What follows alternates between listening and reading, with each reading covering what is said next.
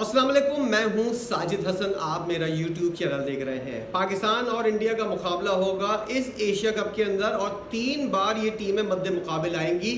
ये वाली बात जो है तकरीबन एशिया कप में 1 से 6 महीने पहले हमको और आपको पता चल गई थी। अगर आपने कहीं से नहीं पता चला तो मैं आपको बता देता हूँ कि क्या बातें हुई थी। कहा यह जा रहा था कि एशिया कप के अंदर उस वक्त जंग का कोई माहौल नहीं था। उसके अंदर मई के महीने के अंदर जो पाकिस्तान और इंडिया की जंग हुई है, इंडिया वाले दावा करते हैं कि वो जंग इंडिया वाले जीते हैं, पाकिस्तान वाले दावा करते हैं कि वो जंग पाकिस्तान जीता है। लेकिन डोनाल्ड ट्रंप ने सबके बयानात के ऊपर जो है वो एक तस्दीक लगा दी है कि कौन ये जंग जीता था, लेकिन मानने को कोई तैयार नहीं है। अब ये वाली बात जो है कि नूरा कश्ती चल रही है, हर कोई ये वाली बात करता हुआ नजर आ रहा है और पाकिस्तान में तो ये वाली बातें बहुत ज़्यादा और इंडिया के अंदर भी अब ये कुछ डिस्कस होना शुरू हो गया है कि क्या इंडिया और पाकिस्तान का वाकई ये फॉर्मेट जो है इसको क्या इस तरह डिज़ाइन किया गया है और क्या सब कुछ डिसाइडेड तरीके से चल रहा है। इंडिया पाकिस्तान का एक मैच हो चुका है, 21 तारीख को दूसरा मैच है और खबरें ये आ रही हैं कि फाइनल जो है वो दोनों टीमों के दरमियान होगा। सबसे पहले तो मुझे एक चीज़ समझ में नहीं आई कि अगर नूरा कुश्ती है तो इसके अंदर इंडिया और पाकिस्तान के एक ग्रुप ए के अंदर पाकिस्तान और इंडिया मौजूद है।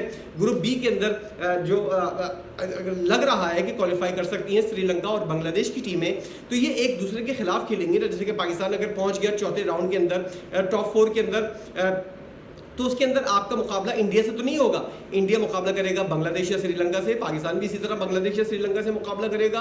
तो इंडिया और पाकिस्तान का मैच कैसे हो सकता है, ये फॉर्मेट कुछ मुझे समझ में नहीं आ रहा कि क्या आपस में ही खेल के फिर फाइनल के लिए जाएंगे। और अगर इंडिया पाकिस्तान को या पाकिस्तान इंडिया को हरा देता है तो एक टीम फाइनल में जाएगी, फाइनल 2 टीमों के दरमियान कैसे हो सकता है।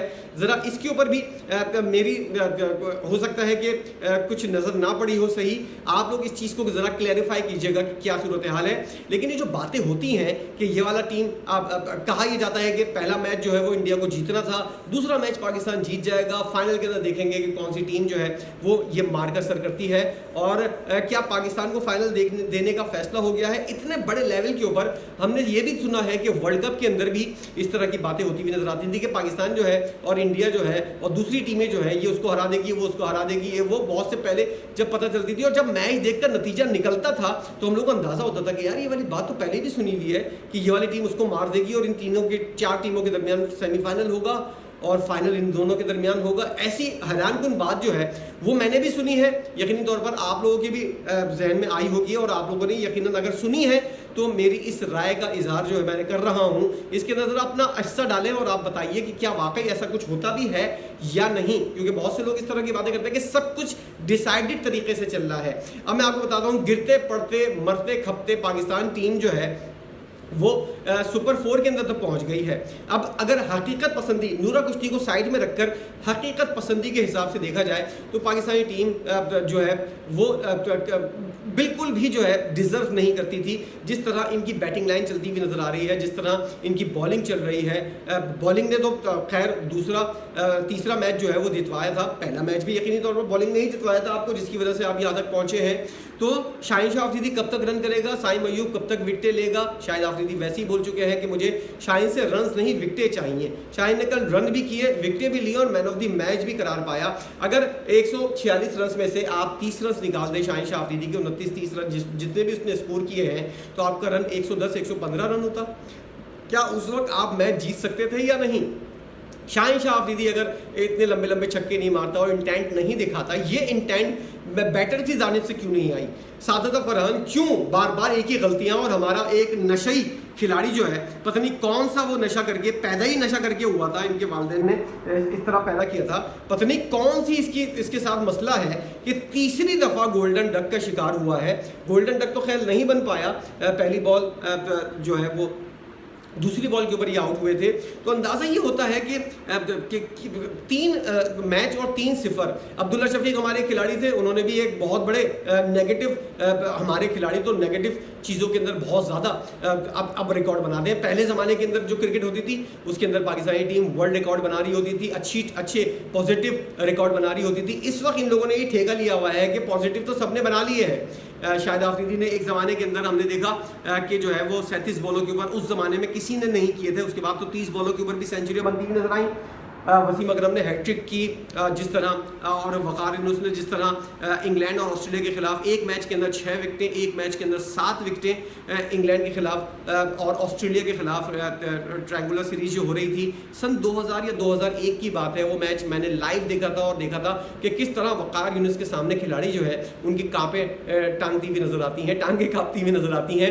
तो पहले मैच के अंदर 7 विकेटें ली, अगले मैच के अंदर 6 विकेटें ली और वकार यूनुस ने दोनों टीमों को जो है बिल्कुल बांध कर रख दिया था। इस तरह के रिकॉर्ड जो है वो अब बनते हुए नजर नहीं आते, ना ही अब इस तरह की पिचेस हैं। और जो कवानीन इस वक्त बने हुए हैं क्रिकेट के रूल्स के, वनडे के अंदर तो 2 बॉलें यूज होती हैं, तो आप रिवर्स स्विंग तो वकार यूनुस ने जिस तरह बॉलिंग की थी उसके अंदर आपको अंदाजा होना चाहिए। ऐसा खिलाड़ी वकार यूनुस मेरे लिए बहुत एहतराम का बाइस है, लेकिन ऐसा दीगर as a commentator, as a coach और एज अ तज्जियाकार कुछ भी नहीं पता इनको। कोचिंग के हिसाब से तो उन्होंने अपने आप को बहुत ही बिल्कुल डिग्रेड किया। बात हो रही थी पाकिस्तान और यूएई के मैच की, 105 रन के ऊपर यूएई की टीम आउट हो गई और पाकिस्तान जो है 41 रन से ये मैच जीता। इसके अंदर हुआ क्या, साहबजादा फरहान जो है वो लग रहा था कि पता नहीं कौन से मुल्क से के खिलाफ खेलते हुए नजर आ रहे हैं, कौन सी बेहतरीन वाली ऑस्ट्रेलिया की नंबर 1 टीम, स्टीव वॉ के ज़माने के अंदर जो टीम थी वो वाली टीम खेल रही है। ऐसी बांध कर बॉलिंग कर रहे हैं कि उनसे शॉट ही नहीं लग रहे थे।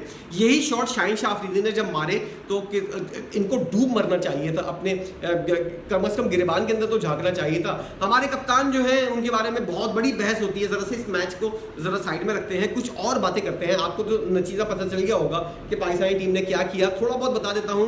साइम अयूब दूसरी बॉल के ऊपर 0 रन बनाकर आउट हुए। फ़खर जमान, अब इनको रिटायरमेंट ले लेना चाहिए। मेरा फ़खर जमान को एक बेहतरीन वाला मशवरा है, T20 फॉर्मेट से, बेशक तू वनडे टेस्ट तो तू वैसे नहीं खेलता, ना खिलाया जाता है, वनडे और टेस्ट फॉर्मेट के अंदर तुम रहो। तुमको अब T20 फॉर्मेट का तुम खिलाड़ी नहीं हो, 35 साल के तुम वैसे ही हो गए हो। शराफत से और इज्जत के साथ रिटायरमेंट ले लो, इससे पहले कि धक्के खा के और पाकिस्तान के जो यूट्यूबर्स हैं तुमको जो है वो लानते वगैरह देकर तुमको बाहर निकाले। अभी इज्जत से बेहतरीन तरीका है, बेहतरीन वक्त है एशिया कप के बाद। फ़खर जमान को चाहिए कि चुपचाप बेहतरीन तरीके से आप अपनी फेयरवेल भी लें और पाकिस्तान क्रिकेट बोर्ड को बता दें कि अगली जो सीरीज़ होगी, एशिया कप हो चुका है, हम जो नतीजा निकलता है, अगर पाकिस्तान खुदा ना खास्ता हार जाता है तब तो आपको अगली सीरीज़ के अंदर जो है पहली जो भी सीरीज़ होगी एशिया कप के बाद उसके अंदर आपको बता देना चाहिए पाकिस्तान क्रिकेट बोर्ड को कि ये मेरी आखिरी सीरीज़ है और इसके अंदर जो है वो आपको फेयरवेल के तौर पर आपको करवा दी जाएगी और उसके अंदर आप तमाम मैचेस खेलेंगे। क्योंकि जिस तरह फ़खर जमान चल रहे हैं और जिस तरह उनकी एज हो गई है, अब जो है उनका T20 करियर जो है वो तकरीबन ख़त्म होता हुआ नजर आ रहा है। सलमान अली आगा 27 बॉलों के ऊपर 20 रन बनाकर आउट हुए और इस तरह गिरते पड़ते मरते खपते 4 खिलाड़ी जो है वो डबल फिगर के अंदर दाखिल हुए। बाकी टीम सिसकती हुई मरती हुई रेत के अंदर, अरब की रेत के अंदर जो है वो तड़पती हुई जो है वो सुपर 4 के अंदर पहुंची है। और क्या उम्मीद इससे रखे, कौन सी टीम जो है, अगर श्रीलंका, बेशक इंडिया के खिलाफ तो मैच है ही आपका 21 तारीख को, अगर श्रीलंका सामने होती या फिर बांग्लादेश सामने होती तो आप कौन सा तीर मार लेते। पिछले एशिया कप के अंदर बाबर 11 के साथ आपने जिस तरह मुंह की खाई थी और वही श्रीलंकन टीम जो है वो 50 रन के ऊपर इंडिया ने 50 या 55 रन के ऊपर इंडिया ने फाइनल के अंदर बराबर कर दी थी उसको वो टीम पाकिस्तान को शिकस्त देकर, आप अंदाज़ा लगाइए उस टीम के अंदर भी ऐसे खिलाड़ी थे उसके अंदर कि उस टीम ने उस ज़माने की पाकिस्तानी टीम को, पिछले एशिया कप के अंदर बाबर 11 को, उस ज़माने बाबर आजम कप्तान थे और जो पाकिस्तान के अंदर मामला हुए थे कि पाकिस्तान से बाहर टूर्नामेंट होगा ये वो, तो उसके अंदर पाकिस्तान ने जिस तरह मुंह की खाई थी और आखिर में हमारे कप्तान फरमाते हुए नजर आ रहे थे कि हमने सफ़र बहुत कर लिया था, इस वजह से हमारे खिलाड़ी थकावट का शिकार थे। जब ये फ्रेश होते हैं, जब कौन सा तीर मार लेते हैं जो सफ़र के बाद थकावट और बिरयानी या खाने पीने के ठूसने के लिए इन लोगों को कुछ नहीं मिला होगा, जिस वजह से इन लोगों ने मैच सही से नहीं खेला। वरना ठूसने में और खाने पीने में इन लोगों से ज़्यादा कोई और टीम मैंने नहीं देखी। साफ लगता है इन लोगों को खाते हुए जब पाकिस्तानी टीम खाना खा रही होती है तो ये डिनर जो है या ये लंच जो है ये खाना जो रखा हुआ है ये आखिरी दफ़ा इनकी ज़िंदगी के अंदर आया है। इसके बाद जो है वो कोई किसी किस्म का कोई खाना नसीब नहीं होगा इन लोगों को। अब आप ज़रा बताइए जो चीज़ें हो रही हैं, क्या पाकिस्तान के आगे बढ़ने के चांसेस हैं? पाकिस्तान आगे जा सकता है, फाइनल खेल सकता है? आपको लगता है कि ऐसी तगड़ी टीम है हमारी?